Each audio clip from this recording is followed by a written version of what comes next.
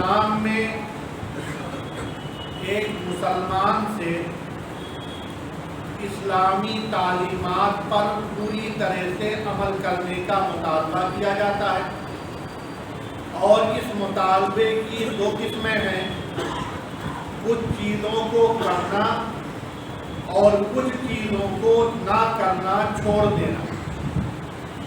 جن چیزوں کو کرنا ہے اور جن چیزوں کو نہیں کرنا ہے، ان کی تفصیلات کے لیے اللہ تبارک و تعالیٰ نے قرآن کریم مکمل طور پر نازل فرمائی، اور نبی اکرم صلی اللہ علیہ وسلم نے اپنے اقوال، اپنے اعمال اور کہیں کہیں صرف خاموشی کے ذریعے اس کی وضاحت فرمائی۔ اب جن چیزوں کی کیا حیثیت ہے، کن چیزوں کا کرنا فرض اور ضروری ہے، کن چیزوں سے رکنا فرض اور ضروری ہے، اسی طرح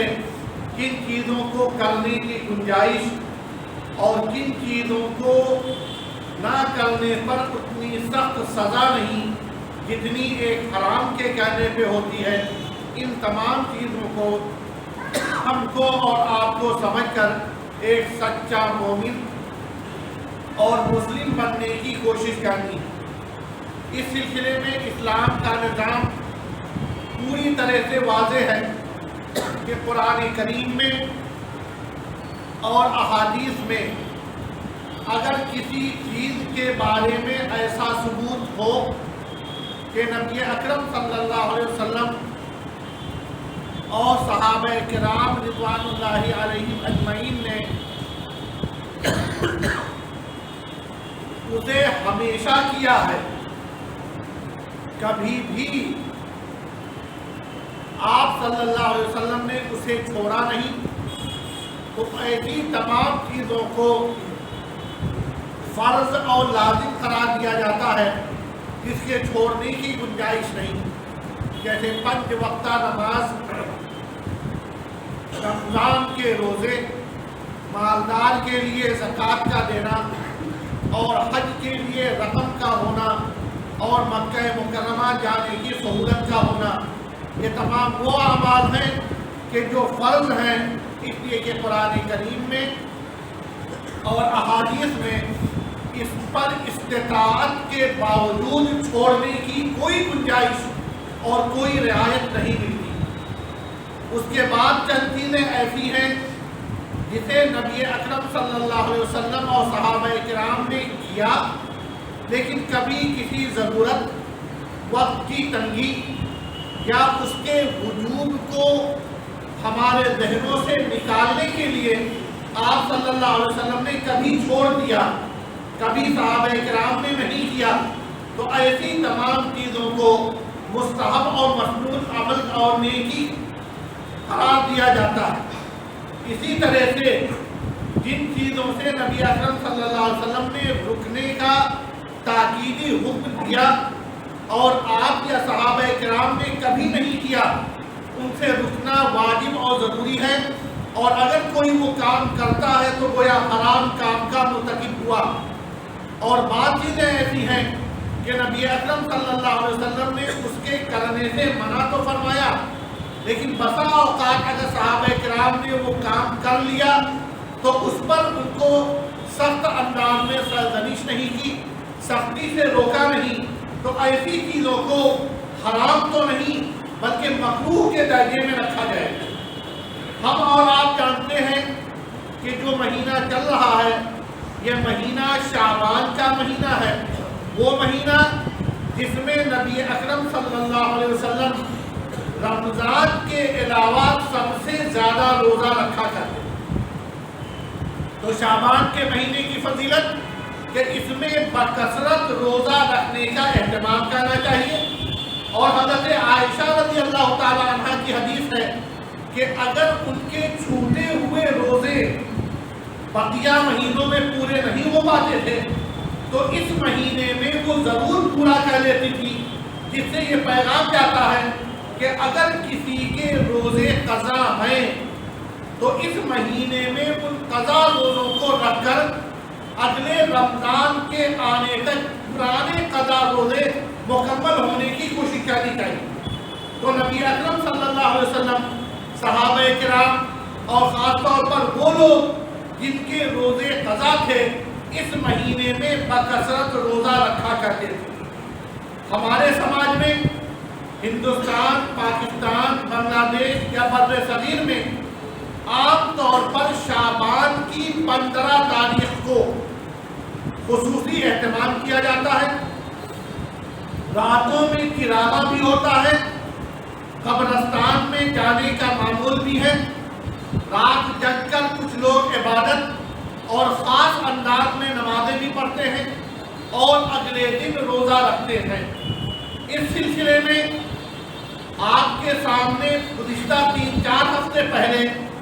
ماہ رجب اور شب معراج کے تعلق سے جب گفتگو کی گئی تھی تو میں نے یہ بات بیان کی تھی کہ قرآن کریم کی آیت الیوم اکملت لکم دینکم واتممت علیکم نعمتی ورضیت لکم الاسلام دینا، کہ میں نے آج دین مکمل کر دیا۔ اس کا تقاضا یہ ہے کہ اگر کوئی نیکی کا کام ہو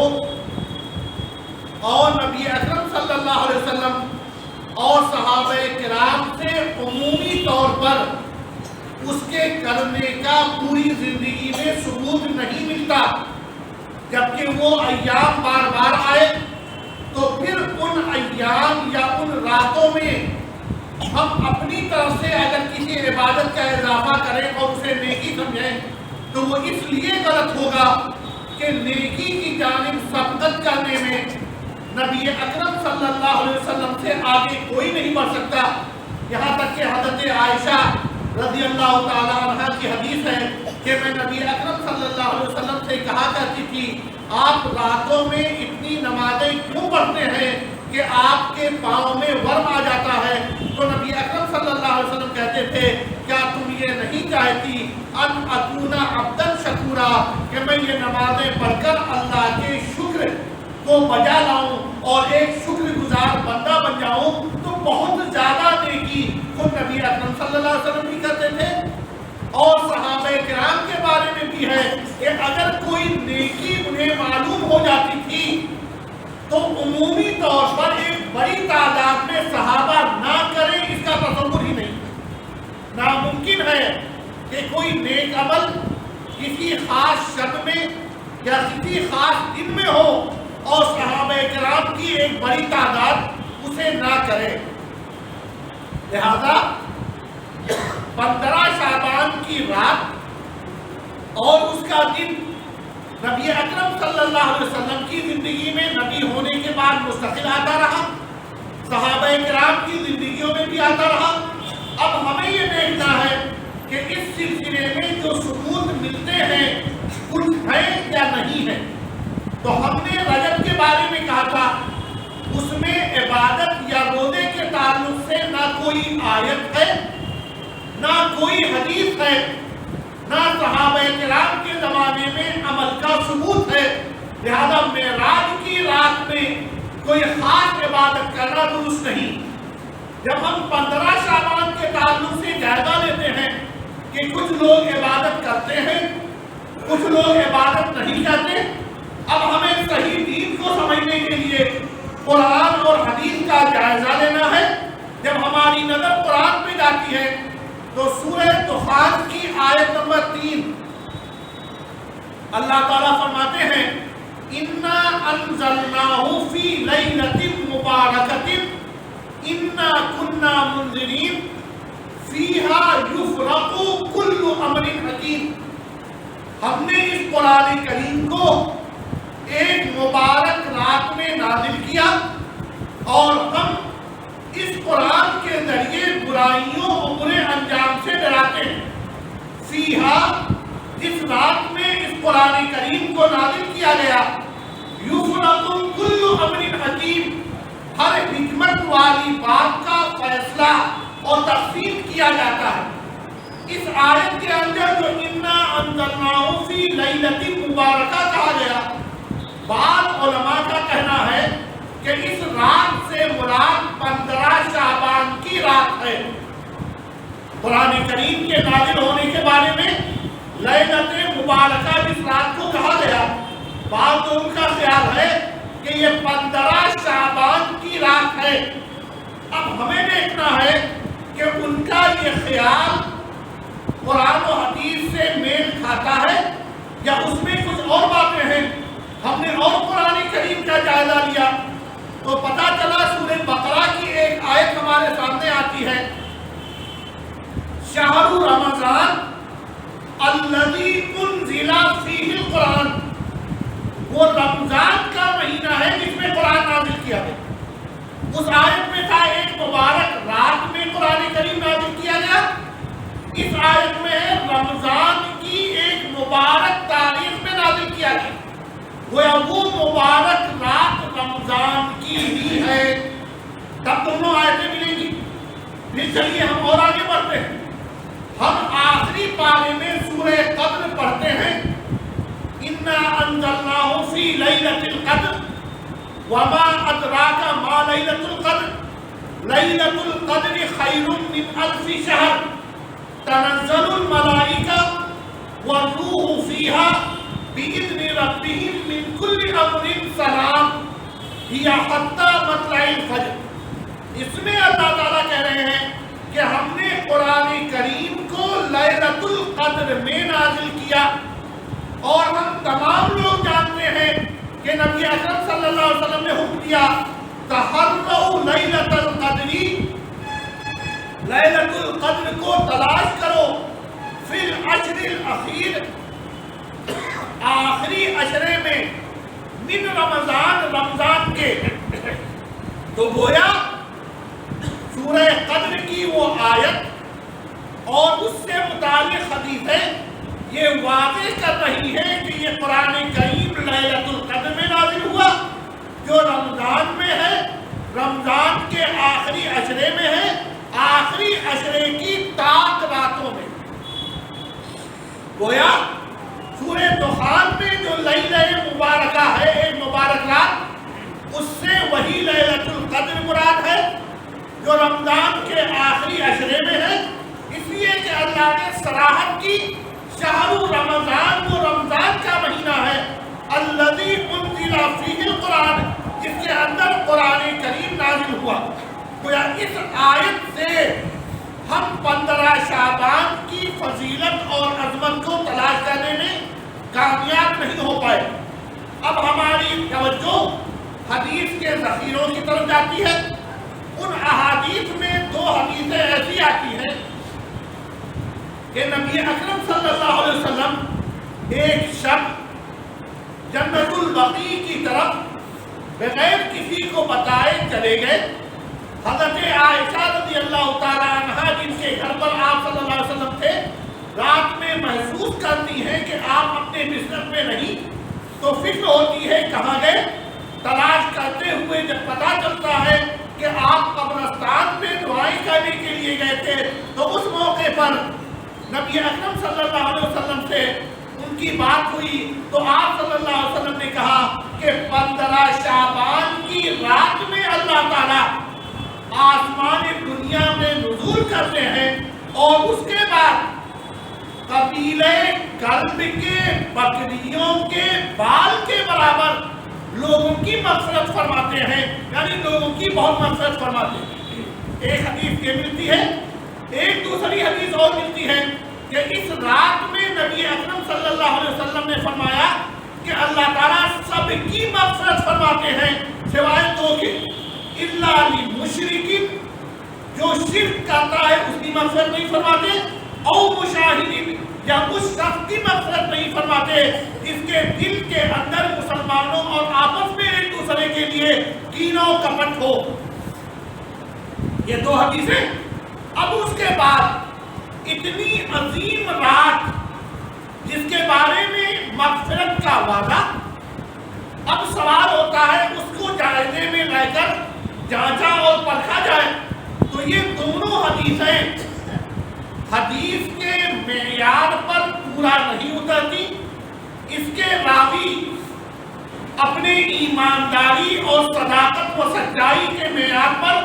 اس درجے کے نہیں ہیں کہ 1 یا 2 اس طرح کے راویوں کی بات پر یقین کر کے ہم ایک عبادت یا نیک کام کرنے لگے۔ اب سوال اٹھتا ہے کہ چلیے جس کا ثبوت نہیں وہ بدعت آپ مت کریں، جس کا ثبوت ہے لیکن وہ ثبوت کمزور ہے، ضعیف ہے، تو اس ثبوت میں وہ نیکی ہے، روزہ نیکی، عبادت نیکی، تلاوت نیکی، نماز نیکی، تو ایک نیک کام کرنے حرج کیا ہے؟ یہ ذہن میں سوال اٹھتا ہے، لوگ کرتے ہیں، لیکن ہم نے قرآن میں پڑھا ما ینطق عن الہوا، نبی اکرم صلی اللہ علیہ وسلم اپنی طرف سے کوئی بات نہیں کہتے، ان ہوا الا وحی یوحا، آپ جو کچھ بھی کہتے ہیں وہ اللہ کی وحی ہوتی ہے، اور وحی کی ایک قسم قرآن میں ہوتی ہے اور وحی کی دوسری قسم نبی اکرم صلی اللہ علیہ وسلم اپنی زبان میں ادا فرماتے ہیں، جس کا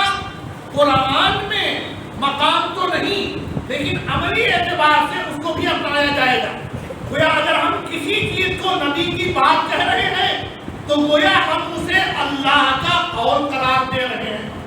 اور قرآن کریم میں ہے وَمَنْ أَظْلَمُ مِمَّنِ افْتَرَىٰ عَلَى اللَّهِ الْكَذِبَ، اللہ کے تعلق سے کوئی ایسی بات منسوب کر دی جائے جو اللہ نے نہیں کہی ہو، اس سے بڑا ظالم کوئی نہیں۔ یہاں پہ اسلم سب سے بڑا ظالم، اور شرک کو کہا گیا ہے ان الشرک لظلم عظیم، شرک بڑا ظلم ہے، اور اللہ کے تعلق سے وہ بات بیان کرنا جو اللہ نے نہیں کہی، جو رسول سے ثابت نہیں، وہ یہ سب سے بڑا ظلم ہے۔ تو اگر ہم ان روایتوں کی بنیاد پر عبادت، تلاوت، نماز، خاص انداز کے اذکار کو ثابت مانتے ہیں تو گویا جو نبی صلی اللہ علیہ وسلم سے ثابت نہیں، ہم اس کو ثابت مان کر اسے اللہ کے فرمان جسے اللہ کے رسول نقل کر رہے ہیں اس کے دائرے میں نقل کر رہے ہیں، مان رہے ہیں۔ اور حدیث میں ہے من حدث عنی بحدیث، اگر کوئی شخص ہم سے کوئی ایسی حدیث روایت کرے یورا جس کے بارے میں عام رائے یہ ہو انہو کذب، کہ یہ جھوٹی ان کی جانب منسوب کی گئی ہے، فہو احد الکاذبین، تو وہ بھی ایک جھوٹا انسان ہوا۔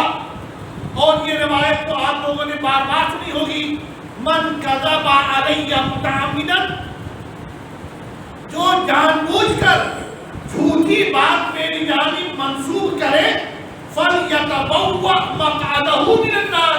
تو وہ دوزخ میں اپنی سیٹ ریزرو کر لے۔ یعنی اگر نبی اکرم صلی اللہ علیہ وسلم نے کوئی بات نہیں کہی، آپ سے صحیح سند اور روایتوں سے ثابت نہیں، اور اس کے باوجود ہم کہیں یہ آپ کا قول ہے، رسول نے فرمایا ہے، رسول نے کیا ہے، تو اس حدیث میں صراحت ہے، وہ دوزخ میں اپنی سیٹ کنفرم کر لے۔ میں نے رجب کے تعلق سے بھی کہا تھا، اب یہاں پر دو چیزیں ہیں، ایک ہلکا گمان اور شبہ کہ شاید اس رات کی عبادتیں ثواب کا ذریعہ ہو، اور دوسری طرف اگر یہ غلط تو دوزخ میں سیٹ ریزرو کرنا یقینی۔ اسی طرح بدعت کے تعلق سے جو حدیثیں ہیں آپ ہر جمعے کو سنتے ہیں کل بدعت ضلالہ وکل ضلالۃ فی النار، ہر بدعت گمراہی ہے اور ہر گمراہی کا انجام دوزخ ہے۔ اگر یہ ثابت تو مستحب ہی ہو سکتا ہے، اور اگر غیر ثابت تو بدعت جس کا انجام گمراہی اور جس کا آخری نتیجہ دوزخ تک پہنچنے کی شکل میں ہے۔ لہذا اس رات کے تعلق سے کوئی بھی شخص اگر خصوصی فضیلت سمجھ کر عبادت کرتا ہے، دن میں روزہ رکھتا ہے، تو ان پورے پس منظر کو سامنے رکھ کر وہ مناسب اور درست نظریہ معلوم نہیں ہوتا۔ لہذا جو لوگ تہجد پڑھنے کے عادی ہیں اس رات میں بھی نماز پڑھیں، جو لوگ مہینے کی 3 درمیانی دنوں میں روزہ رکھنے کا معمول رکھتے ہیں وہ ان دنوں روزہ رکھیں، لیکن ہم اور آپ جس طرح سے بغیر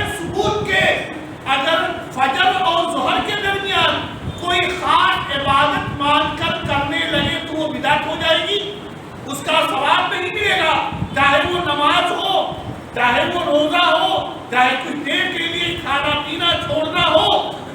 اگر ہم کوئی چیز فجر اور ظہر کے بیچ میں اس طور پر سمجھتے ہیں تو ہم سب جانتے ہیں وہ دین کا جز نہیں ہوگا۔ اسی طرح سے اگر کسی بھی رات میں، کسی بھی دن میں ہم کوئی بھی عبادت کرتے ہیں اور ہم تلاش کرتے ہیں قرآن میں کہیں اس کا ثبوت اگر نہیں ملا تو اس کا مطلب قرآن سے جواب نہیں مل رہا۔ اگلا مرحلہ احادیث میں تلاش کرنا ہے، اور احادیث میں یاد رکھیے گا احادیث میں ہونے پر اس کا ثابت اور صحیح ہونا ضروری ہے۔ اگر صحیح اور ثابت حدیثوں سے پتہ چلے کہ یہ چیز ہے تو وہ عبادت، اور اگر نہیں ہے